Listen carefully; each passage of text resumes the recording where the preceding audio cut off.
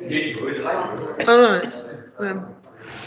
You're here, Rob, aren't you? I think we are probably quite, actually, yeah. So we'll start. Apologies, please, Angela. Yes, Chair. Apologies have been received from Councillor Salim and Taylor.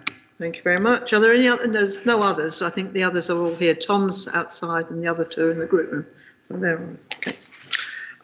Can I sign the public decision sheet of the 26th of June, please, as a true record? Yeah, thank you.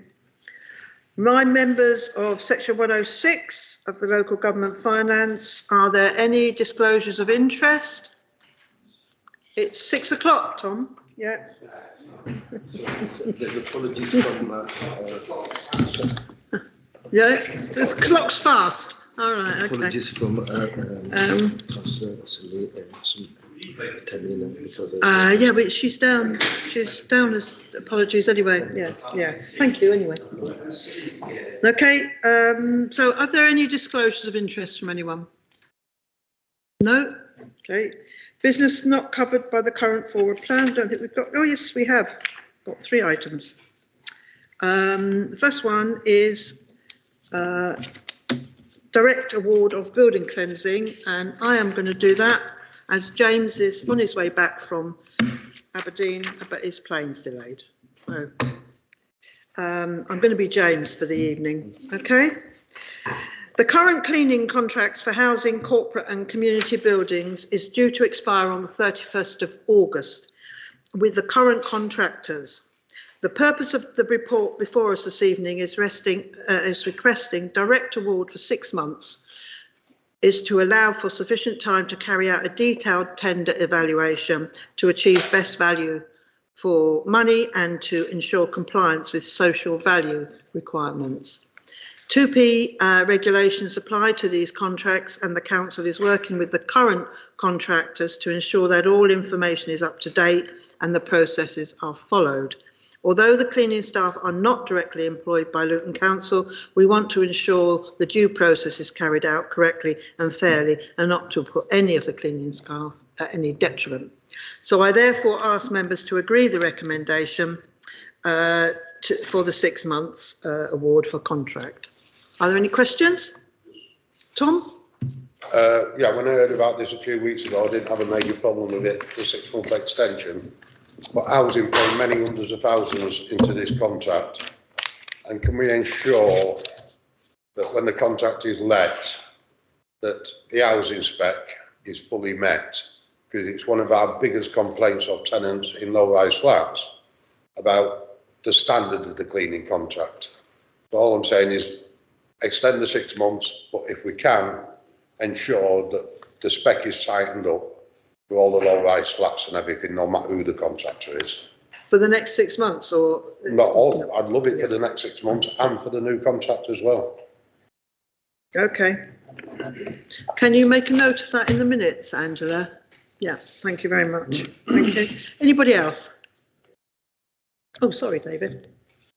Thanks, Hazel. I just wondered if someone was going to explain why nobody noticed 6 months ago that this contract was due to come to an end, so that it could have been put through the normal process.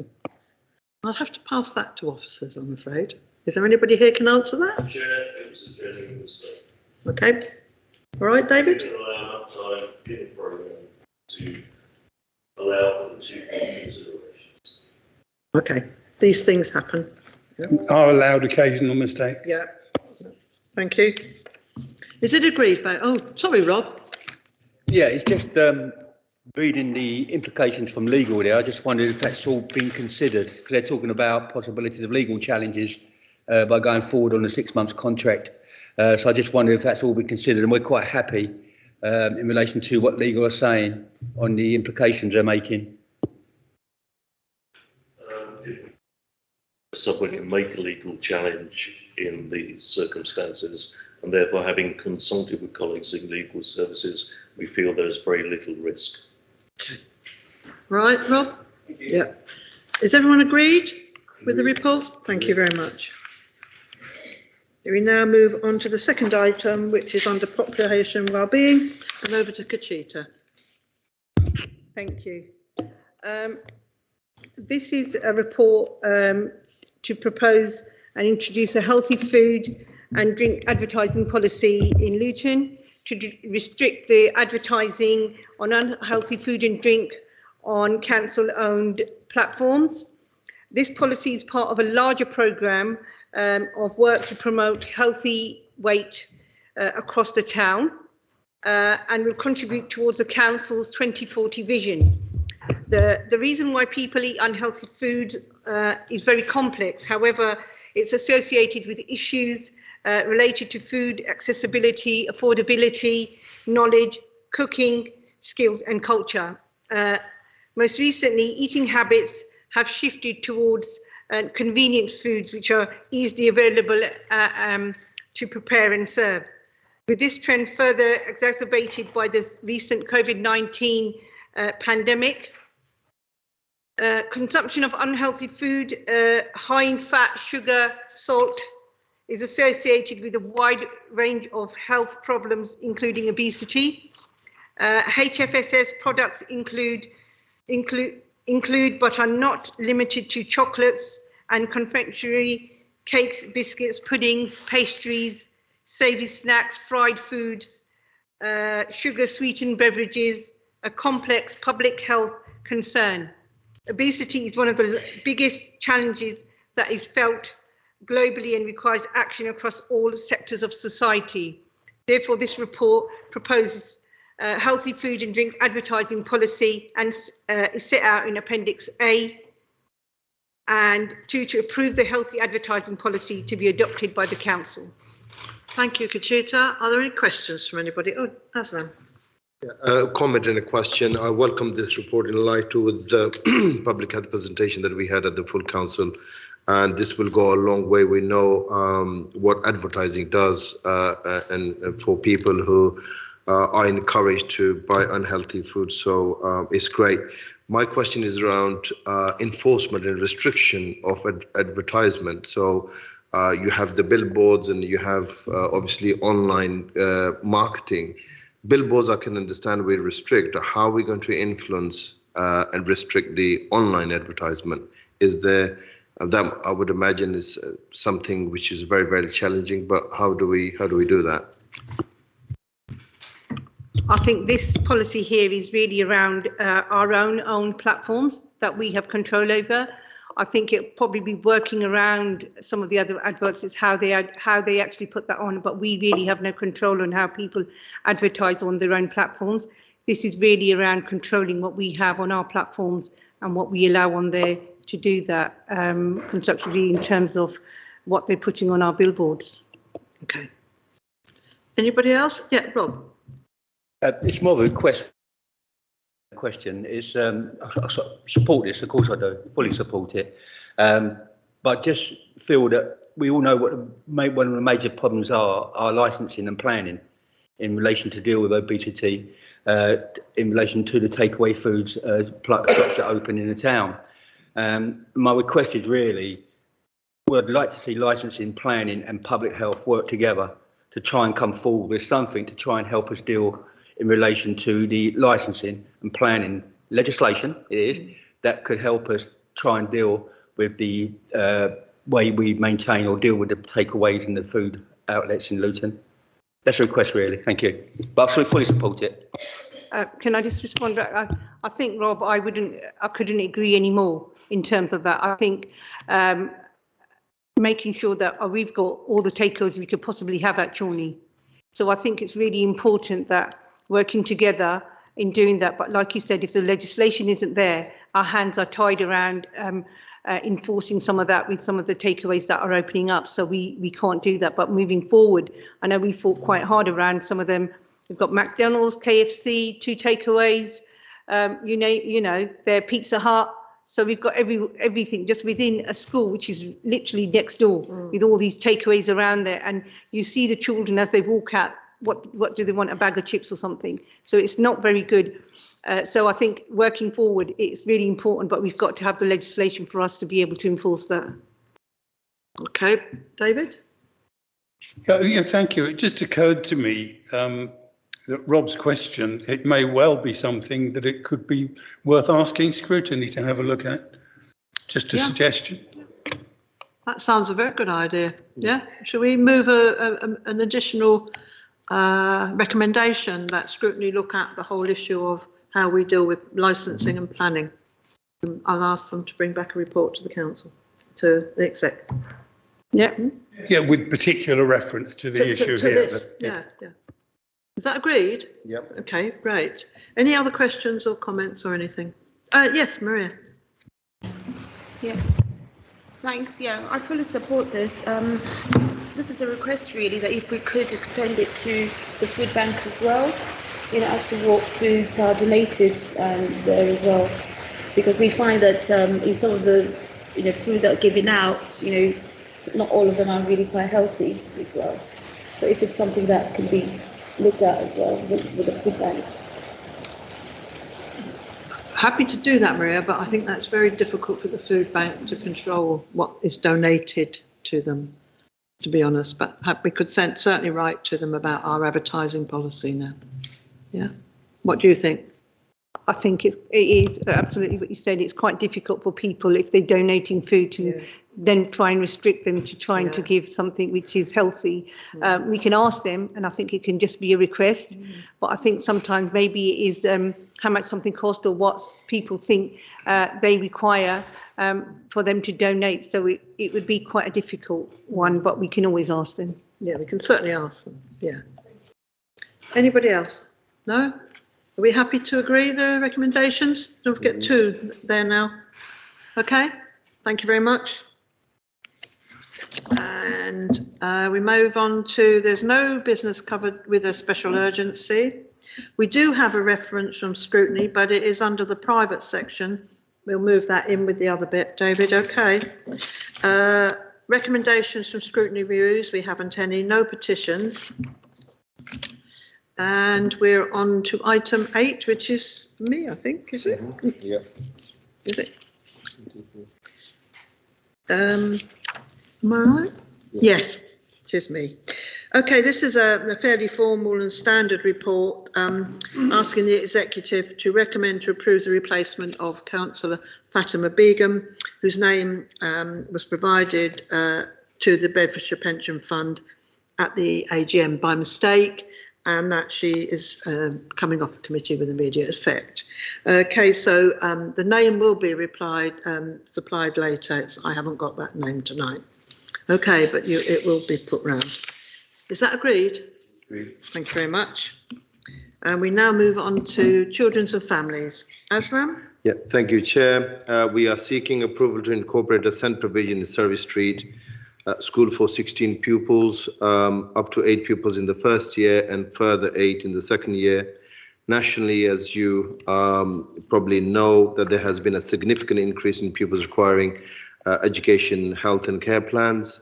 Demand is growing rapidly and the national increase is reflected in Luton, of course. Projection indicates the shortfall of 77 pupil places in primary special school sector by 2027 and 2028. The shortfall is primarily being addressed by expansion of Lady Zia Warner Special School, and currently there's no special primary provision in south of the town, which this proposal looks to address, and send units for the children with higher needs requiring a bespoke program of support, but who would benefit from a small amount of integration with mainstream peers such as PE lessons and assemblies. It is proposed to establish this unit in Surrey Street Primary School by utilizing spare classroom capacity, refurbishing existing spaces within the school to support the development of a SEND unit. This offers a value for money. And Surrey Street primarily has a good reputation with parents regarding the SEND policies in inclusivity, having already established strong links with Lady Zia Warner Special Schools, and the SEND unit will cater for pupils with severe learning difficulties, and also for those with moderate learning difficulties with additional needs.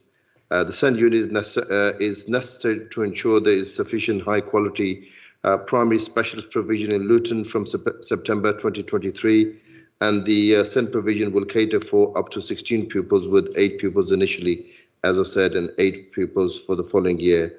So therefore, I asked the executive to approve the recommendations.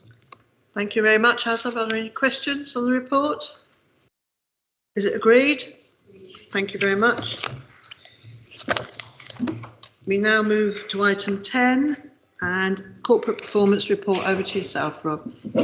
Thank you very much. The corporate performance report compiles and presents both quarterly and annual service data, which allows performance to be monitored and discussed at the CLMT. Overview and scrutiny and executive prior to headlines being published to staff and citizens. The summary of this quarter is that 32 measures are green, 3 are amber and 5 are red, which shows that overall performance is good and it's improving. The highlights of year-end, the airport passenger numbers for 22-23 exceeded the expectations set out in the annual business plan by just over 1 million, with 14.52 million passengers this year. The percentage of adults in contact with secondary mental health services who are in employment year-to-date figures is 14%, which is on target. The number of cases prevented from becoming homeless year-to-date figure of 353, which is within target. The service have successfully assisted 655 applications secure alternative accommodation since the start of 22-23. The rate of homeless applications to acceptances is 15%, which is below the England average of 20% of total decisions. Remaining below the England average, it indicates positive performance, as it means that fewer people are being registered as homeless. The number of homeless households allocated a permanent offer throughout the housing registered year-to-date figure is 195, which is above the annual target of 180. The number of affordable homes started on site year-to-date figure of 102 has exceeded the annual target of 50 despite low performances in Q4 where it was 0. The proportion of registered care services rated good or outstanding year-to-date figure is 77%. Although the service has not reached the target of 100%, the team have been proactive in initiating new systems and procedures to maintain the quality of the market and continually risk assessing ratings and monitoring sustainability. The timeliness of benefits changes, year-end figure is 9.5%, is on target for 12. 9.55 is on target for 12. The number of newly approved foster carers year-to-date figure is 24, which is within the target of 25. The percentage of attendance in state-funded primary and secondary schools are both on target, with 93.4% primary and 91.3% secondary. The percentage of children attending good and outstanding primary is 93%, secondary is 84.3% and special is 100%. Schools are all on target. The amount of council tax collected year-end figure is 94.9%, which is meeting the annual target of 95%. It's just below it, but it's meeting it. Total business rates due and total business rates collected year-to-date figure is 96.1%, which is above the 95% target. Statutory housing and corporate compliance are all above target. The unemployment rate year-to-date figure is 6.7%, and the unemployment claimant count figure is 5.5%. Both of these are in line with the annual targets. Employees of an ethnic minority background as a percentage of our workforce, aiming to reflect our community's year-to-date figure is 30.6%, which is on target. Number of employees of an ethnic minority background, aiming to reflect our community's 785, is also on target. Both corporate buildings, gas and corporate buildings electricity, have met the 9% year-on-year reduction target, with a 46% decrease for gas and 11% decrease for electricity in 22-23. Executive is asked to note the full year outturn performance, Q3 and Q4 for 22-23, and we do have officers here to take any questions because this goes through the whole council rather than just individual. Thank you. Thank you, Rob, for a very cool presentation. Are there any questions from anybody? Yes, Hassan. Comment. It's just that when we get the performance indicators, it's black and white, and I know it's indicated by red, amber, and green, but because they're black and white, we can't see what's doing well and what's not. You know, it's good for the update that you provide, but it would be good to at least have it written on there. If we're not doing any color copies, to know where we're doing well and where we're not doing well.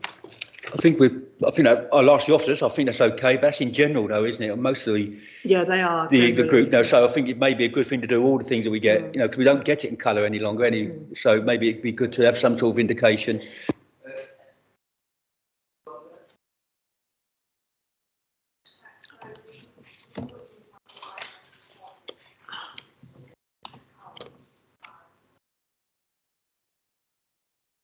Yeah. Yeah, that just would be on the helpful. side, yeah, red, green and amber, so we know what column is what. So that'll give us an idea of, you know, our performance indicators.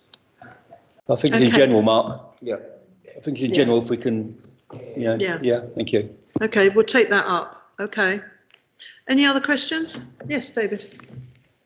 Yeah, thanks, Hazel. I'm looking at paragraph 4, and I don't know whether this is referring to comments made when this went to scrutiny, but what scrutiny was really looking for was a better understanding of the difference in average wages paid to people who live in Luton compared to people who work in Luton, because it was clearly pointing to the higher paid jobs not being taken by people who actually live here. It's an area that scrutiny has raised several times, and would dearly love to get a better understanding of what, if anything, can be done about it. I think that's important for us all, actually. Yeah, I That remember the information. question scrutiny, and that's exactly what it was. I thought the same. I thought this is probably trying to deal with that, but if you can have a look at that for us, on paragraph 4, is that what it is? Is that what you're trying to do?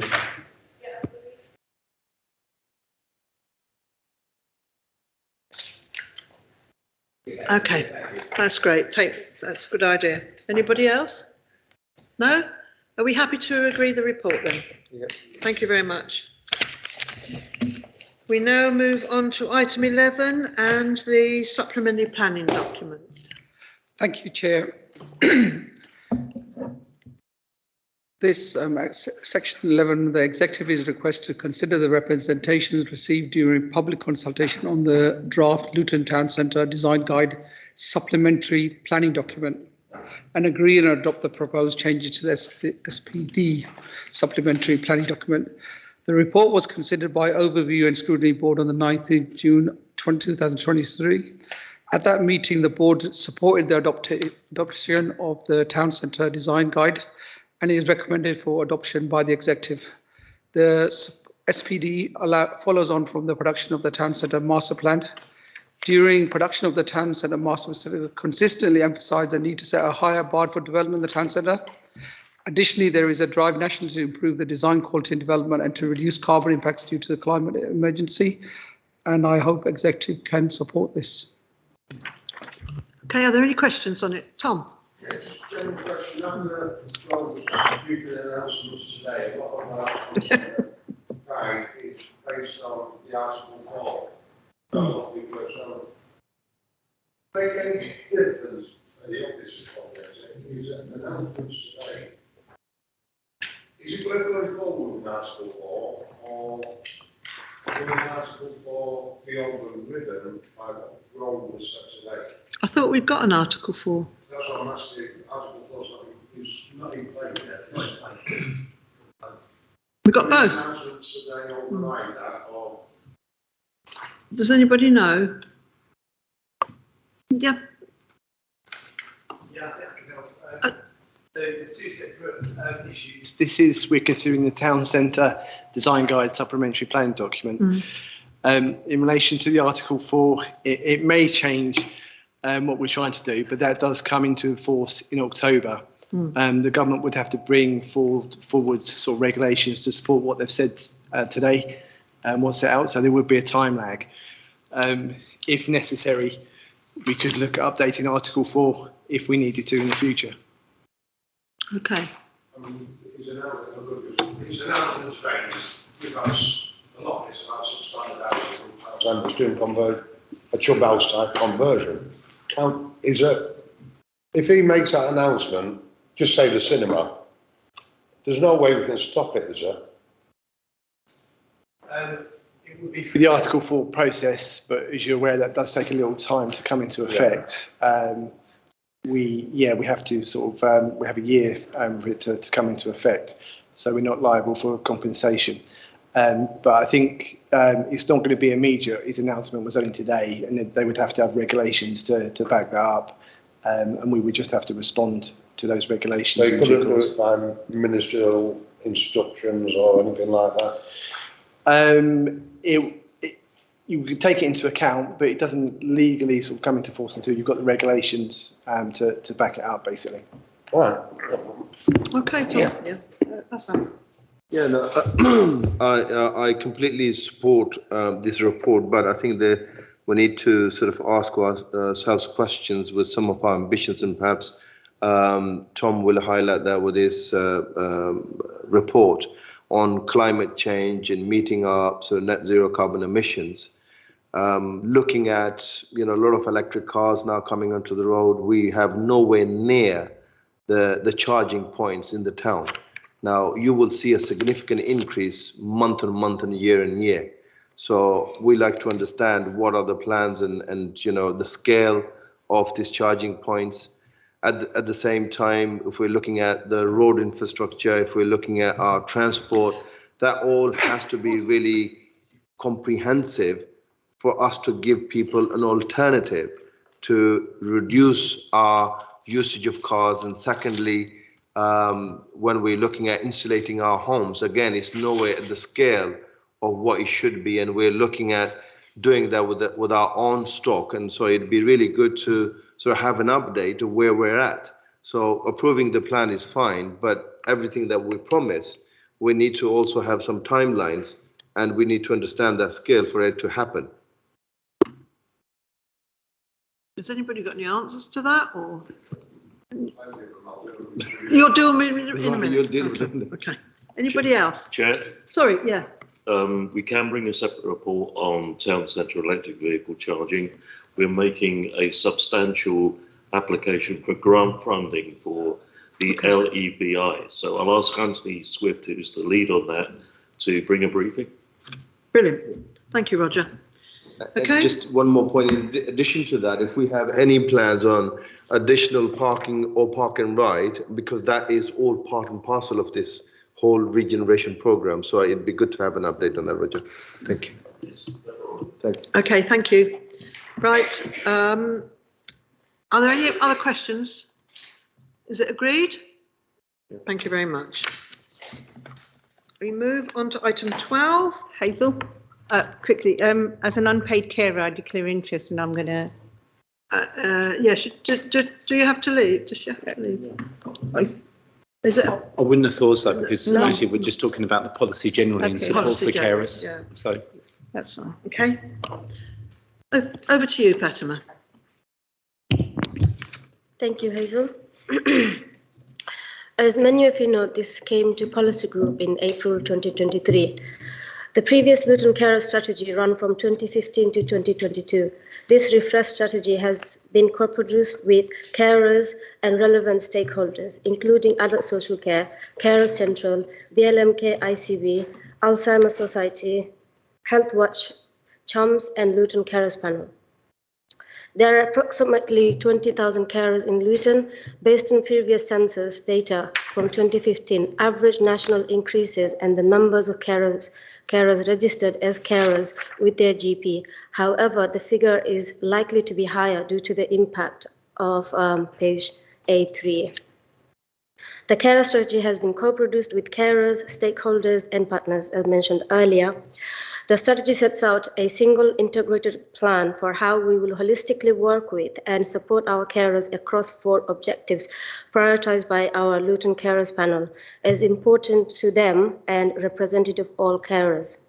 Alongside the Carers Panel, run a strategy working group of professionals from Adult Social Care, Carers Central, again, as mentioned, those services earlier, were invited to attend this group but chose the option to have one representative carers as their voice within this group, means Carers Central.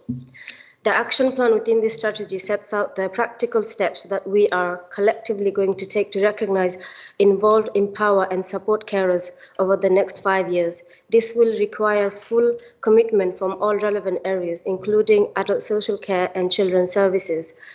The contracted carers services Care Central will be supporting with the implementation of actions that sit outside the local authority. Sorry, there's some notes on my phone. It's got locked.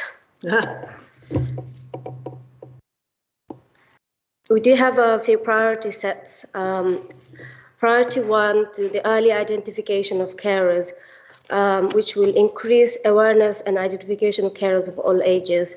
Priority 2 sets carers are supported and empowered to manage their caring role, to ensure carers of all ages can find information and advice they need easily.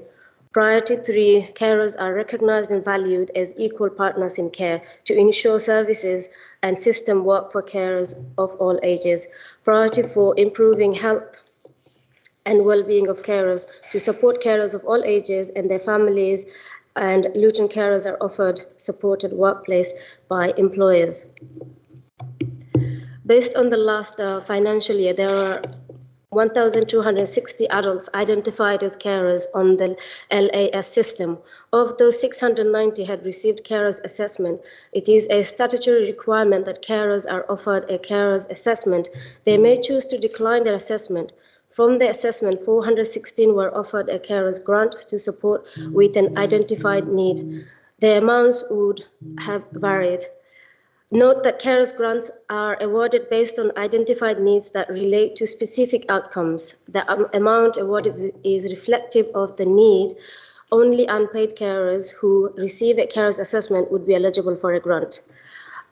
Just to make some notes, additional notes, and to our 2040 contributions. The economic value of the contribution made by carers in the UK is estimated at over 119 billion per year. Without unpaid carers, some of these costs would be attributed to local authorities to provide the required care and support. We at Luton Borough Council Adult Social Care really value our unpaid carers. Adult social care would not be successful without them. Therefore, we are asking all of you to approve the recommendation set out in point 1. Thank you. Thank you, Fatima. Are there any questions, Aslan?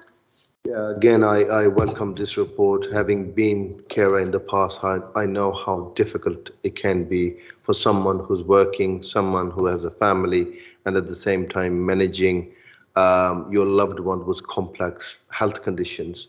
And it's important that we recognize those people and we make sure that we support them, because it can change the way they mentally feel, the type of jobs they have, or even the jobs they have. Their performance can be affected if they're not supported. So it is important that we value them. It's important that we get a buy-in from other employers. If we don't have that care, though, you know, it could cost us a lot more if those patients ended up under our care or providing care service for them. So yeah, no, I welcome the report. Thank you. Anybody else? Oh yeah, Maria. Thank you, Chair. Yeah, I fully welcome the report, and having been a carer myself, yeah, this is quite close to my heart. And I just wish to note as well, as being positive, the integrated impact assessment on equalities and cohesion, that's been completed and identified a potential positive impact for young carers, because that also sometimes slips through the net as well, identifying them. I mean, especially in our community, there's things that are not talked about, and young carers, will be at school and not, want to disclose that, they do care for parents at home as well. And, there is a lot of that as well. That would be good, to be noted in the further consultation to be carried out, so that they can receive the relevant support, and to be identified as well. Well, they need to be identified to receive the relevant support. So I'm quite glad to see that under the IIA for that. Yeah, thank you. Okay. Anybody else? Happy to agree the report? Agree. Thank you very much. Item 13, and over to Tom, who's going to tell us all about climate change. Roger said, right, the Levi bid is in now, or he's ready to go in, which is the charging points all over the town. There's going to be 10 put in anyway where the council estates are, outside the shops on those council estates, that's been paid for. If we do it by the Levi funding, it costs this council nothing, and we do it by partnership arrangement. Just in case we don't get the Levi funding, we've got a plan B as well. We're looking for an open partnership with some of the organisations out there that actually put electric charging points in. The important one from a taxi driver's point of view is we can't afford the 7 kilowatt, it just takes too long to charge, so it's extra ones. The Levi funding is more for street houses, so that you can actually, people on lamp, you know, can charge off lampposts and that kind of stuff, where the properties are straight out onto the streets. But it's underway, bids ready to go in. Hopefully we'll get it. If not, we have got a plan B to work with other people as well. But the other ones won't be street properties, it'll be general charging points all over the town. We've got a problem in climate change.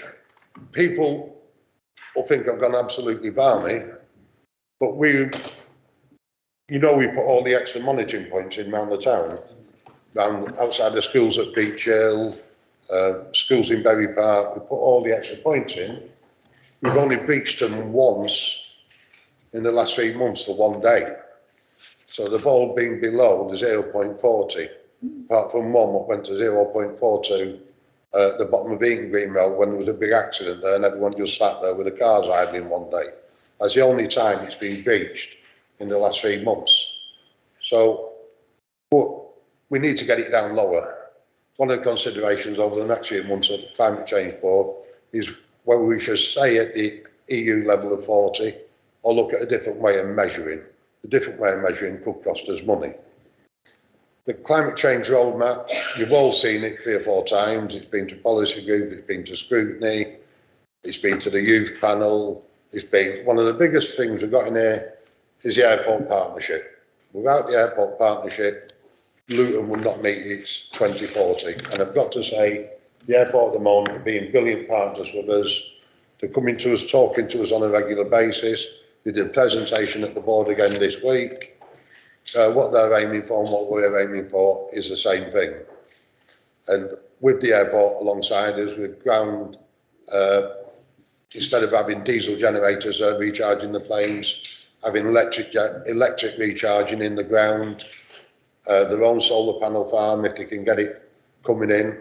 My view would be it should be a private cable, so then the rest of the council can cap into that private cable.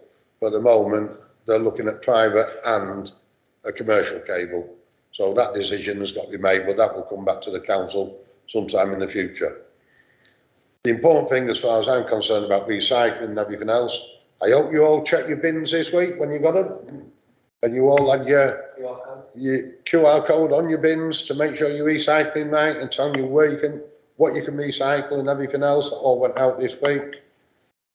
And the big step forward is Climate Change Board last week agreed that we would take 4 youngsters onto the board with voting rights. So we'll be asking the council's youth panel to nominate 4 youngsters to come to the Climate Change Board, because one of the big complaints is we weren't involving the youngsters enough. Now they're going to be involved, and hopefully they'll be able to report straight back to their own bodies, their own schools and everything else. We have got 2 schools in the town that are absolutely excellent on climate change. That's Chorley and Ashcroft. Hopefully we'll get pupils coming forward for them 2 schools. The map is in front of you. 2040 is achievable. You'll see we've already spent millions on our own stock. And I mean millions, with all the high-rise flats done now, a lot of our own housing stock done. We've still got more to do in our own housing stock. And in October, I hope you will all come to our first zero carbon house, what's being sponsored by the airport in Parktown, with every modcon you can imagine inside it. And the airport being one of our partners, they've agreed to pay for that house.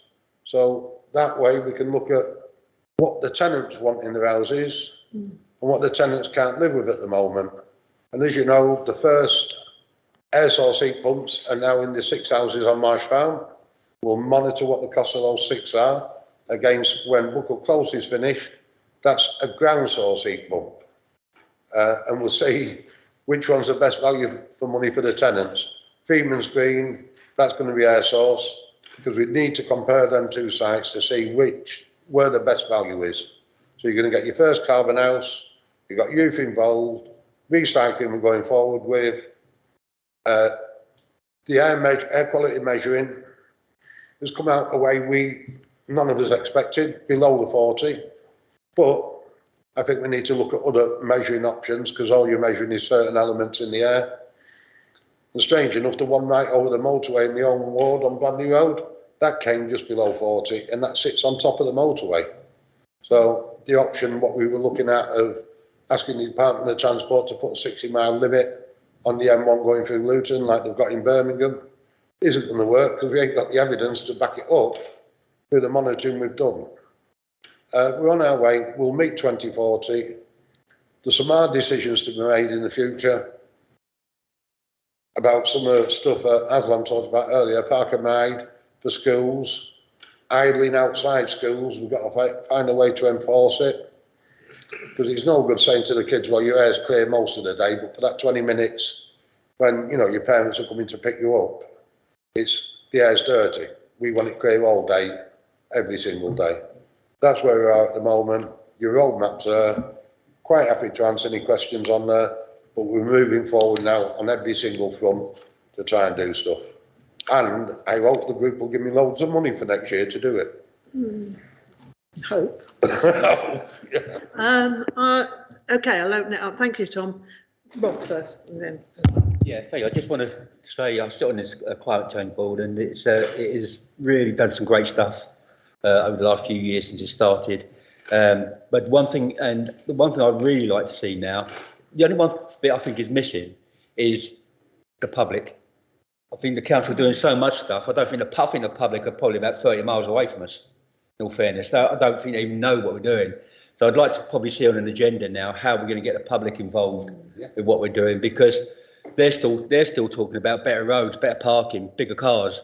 They're still talking about that. And at the moment, it's putting us in direct conflict with our policy, with our residents. But so I think I'd like to see on the agenda now how we're going to get the public more involved in coming along and getting agreement with this, because it's great work happening on there. It really is. Thank you. Absolutely agree with that, Rob. No, Rob is quite right, and I was going to build on that. Look, between now and 2030 is not a long time left, and we know culture change takes a while, and so engagement with the public, for them to feel the need to change, is important. So, and I'm glad that you've got the youth council involved. I'm sure they're going to take that back to schools, and it'll be sort of trying to educate the parents and the whole family through schools. I think that will be one of a very good way of educating them. I think with your charging points, I'm encouraged that that's all in the pipeline. But you must remember, 7 and 20 kilowatt is useless. You need to have anything 75 and beyond. Otherwise, you're going to have queues and queues of cars waiting there for hours on end to charge, because it takes quite a long time to charge. So if you're going to put any charging points, 150, that's what you're looking at. The Levi fund is for 7.5 people's where they've got street properties, straight onto the footpath. The other, for larger charging points, I understand. Is that right, Roger? Levi fund's just for those properties. We're talking to possible partnerships for the larger charging points as well. So besides the Levi funding, which will pay for a lot, when people are parking the car outside their house overnight, but you can put them on lampposts and everything. We're talking to other people now about the larger charging points. The housing ones are going to have a dual charging point. One for tenants will get the electricity at one rate because they pay for them housing ones, but also with your card, general member of the public, taxi driver, anyone will be able to pull up there and get their electricity. But at the moment, a lot of them are free. And the Levi fund and other funds, it'll have to be paid for. And, we're not going to get all the electricity for them charging points for nothing. At the moment, a lot of them are free, but in the future, they're going to be paid for. You've already got some in the stores around the town. you know, some of the big supermarkets, all got to be paid for. What we can do, if we pick the right partner with the Levi Fund, then what we can do is we can make a percentage of that money off the electricity, which we can reinvest in more charging points.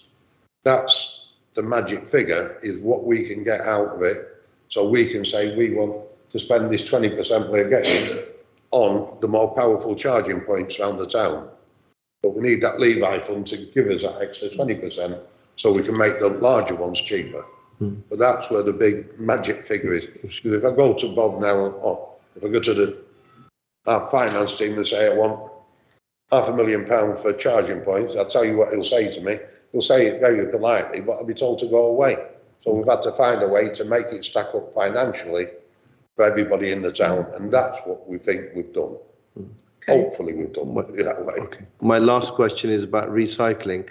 How far are we at meeting our target, or are we meeting our targets? With the stuff on the bins, we're taking a lot of energy to waste at the moment, but strange enough, that won't count against our recycling mates, even though it's not being buried in the ground. It's got energy to waste. We need to, I could be very controversial and say I'll give up on the grown-ups and concentrate on the children now, because the grown-ups don't think. If we can get through to the kids in the school, that's why we're fetching back the recycling enforcement team to go around all the fights and all the schools and everything else. Because if the kids can go home and tell their parents what to do, it'll be a lot better. But the parents, I think we should give up on and go for education, education, education with the kids now. That's the way forward. Okay. Anyway, Javed.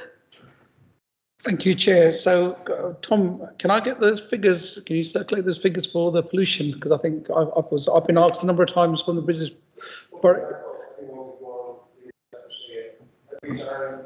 Every time the diffusion tubes are there, they're put straight onto the public. On our website, or where? Yeah, website, if you could send that link, that'd be Send good. that round the group, will you, Tom? Yeah, so that we can challenge, because we regularly get a charge, ask that question. Yeah. Second one, it's where does the substation, because will we have enough substation? Because the last time I keep hearing at the airport that we haven't got enough substations to provide the capacity. So it's all well having all the street charges, but will the substations be able to cope with it? Sort out. If they've got a private cable coming in, they'll find a way to pay for that. The depot is the one where we'd love to put a substation in, but you're talking about an awful lot of money, and Roger might tell me if I'm right, we cannot get a grant out of Levi funding for a substation down at the depot. We've got to find another way to fund that. And then there's no sense in us going to an electrical vehicle plant if we haven't got somewhere to charge them. And that substation at the depot will be got at the moment. So we're looking, I think it's $500,000, but we're looking round to find a way to try and pay for that now. Levi funding will not pay for a substation. They'll only pay for the connections to lampposts and to the existing mains and that kind of stuff. Okay. And Tom, also with some of the composting, what are we doing about that? Because people cut their grass. We don't want that going to waste. We want it to be recycling. It's recycled up at Stockwell Park. I know, but for homes, because what are people doing with their grass cuttings at home? Are they just putting them in bins? Because are all of them using the green brown bin? Because if they're not using the brown bins, what is the net cost to us if they're not subscribing? There's been no increase in fly tipping and garden waste, but that all goes to Barton, to one farm what takes it all at Barton. That gets recycled into compost and everything else upon the fields. The problem is, again, that isn't counted in our recycling rates. If we counted all that in and everything else, our recycling rates would be up. Because it goes to there, it's not counted because it's classed as a commercial. Is that what the brown bin does then? Yeah, yeah, that all goes there. I think my concern was around where people not using brown bins and then putting grass into black bins, and some will be putting it in black. So obviously that's maybe we can do something, look at some sort of scheme of encouraging people to compost rather than. Well, we do every year. We give away free compost up at Stockwell Park, all the stuff what's been there. People do come up and collect it, but there's been no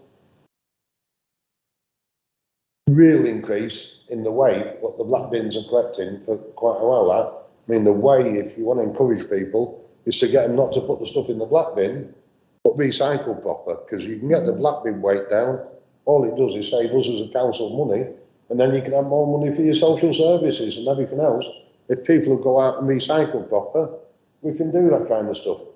While they're not recycling properly, it costs us money to go to landfill, energy to waste, all that kind of costs us money. And I tell people now, you save me £1 million, that £1 million can go on social services, children's services, all that kind of place. But while you're throwing it in the bin, you're just costing us money.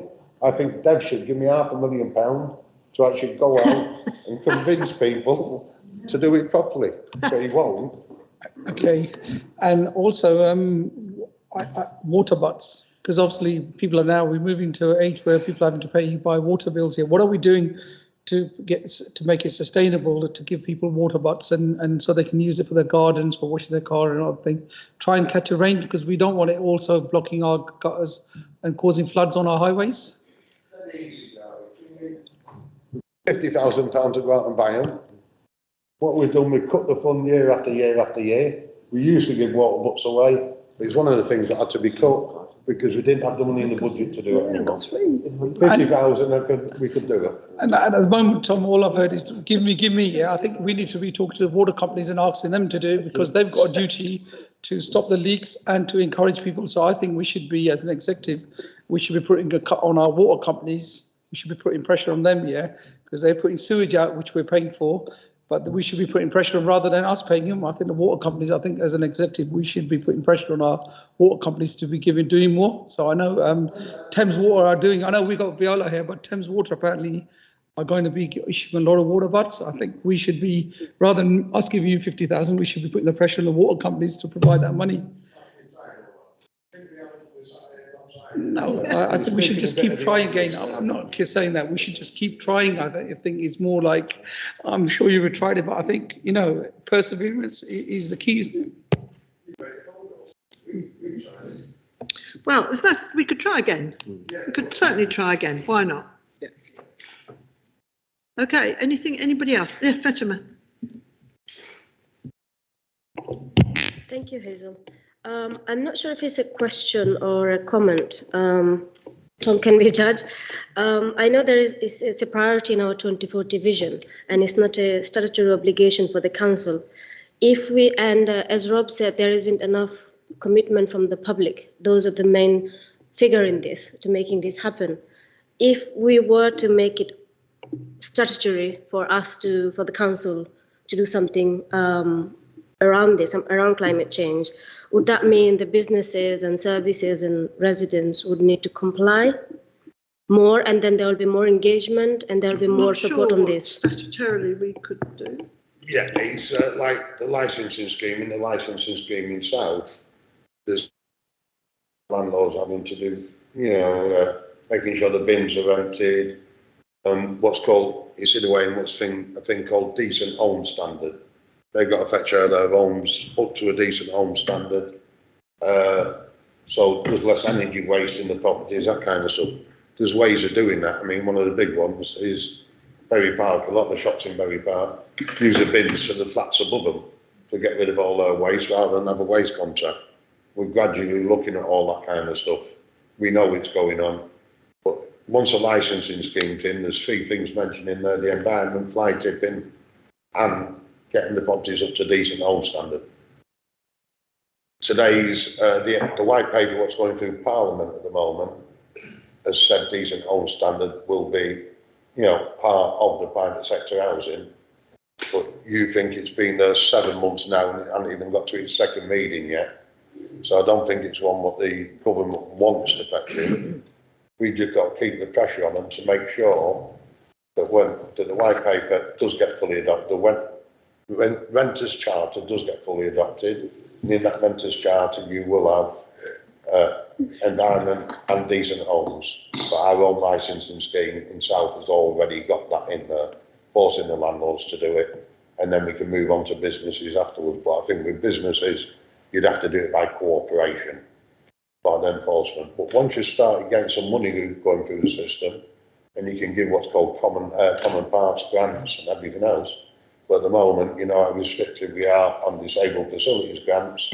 We can't give the energy grants and the common parts grants, but hopefully in the future we can move on to that. So some of those businesses will be able to give them grants to do the work in the property. At the moment, you've got 1.87 million in the disabled facilities grants all being taken, so there's no grants available to do the work in the private sector we'd love to do. Okay, Fatima. Yeah, thank you. I was just thinking, as Tom said already, the businesses, they don't recycle. Some organizations don't even recycle. They put everything in one bin. So if they start recycling, if there was an obligation that they had to do this, they are more likely to do it. If you said it's already in the license, I'm not sure if there's a way to. A lot of them are privately. If they it's a fund business, they fund their. If it's a business, they don't necessarily have a contract with us. Their contract might be with Crawley's, it might be with any of the waste transfer firms. Don't necessarily with the ones we'd like to get hold of, are the ones that are operating a business from a shop and using the council's, not the council's residents, but council bins to get rid of their waste because they've got a flat above the shop. And they're the ones, we went down Berry Park opening bins the other day just to see what was in it. It was a lovely job to see what was in it. And it's amazing how many of those bins that come down the alleyways at the side of the shop had under just shredded pieces of paper in them. From the businesses, they're the ones we need to get hold of. But most of your big ones, not even big ones, a lot of small ones, some have got them with us, but a lot of them have got waste transfer contracts with the contractors what are out there. Okay. Javid. So the last one I was sorry, sorry. I didn't realise you had Sorry. This is a quite tricky one, I guess, but if the businesses are owned by a landlord who is renting it out the property to do a business, let's say, for example, pick a shop in Berry Park, they obviously the business owners don't own the property, they rent it out from someone. There must be an agreement. There must be an agreement somewhere, and if we are able to put the 2040 or carbon neutral town by this year, a clause in there, are we not able to get them to? We have to prove that that waste has come from the shop instead of the flat above. And we'd have to prove it. To win, to fine them in court, we'd have to find a way of proving that.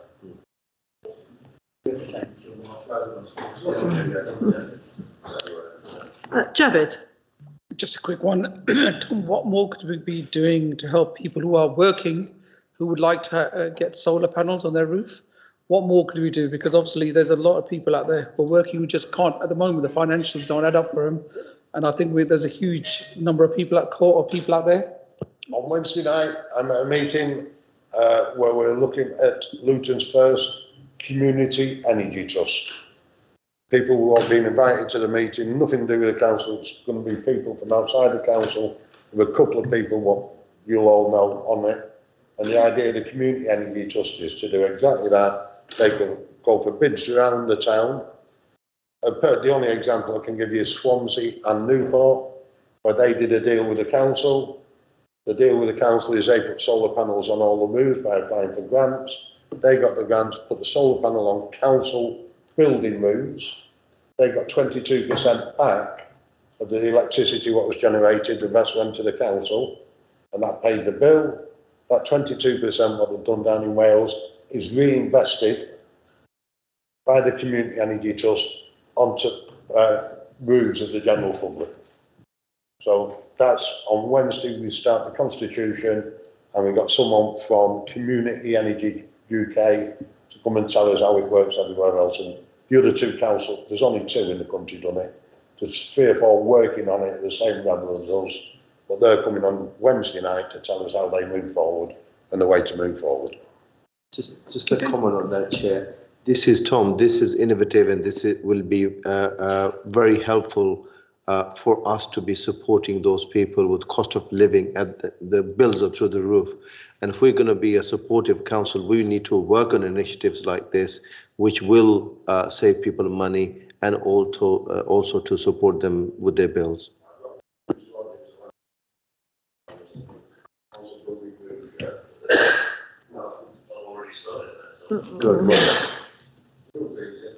Okay.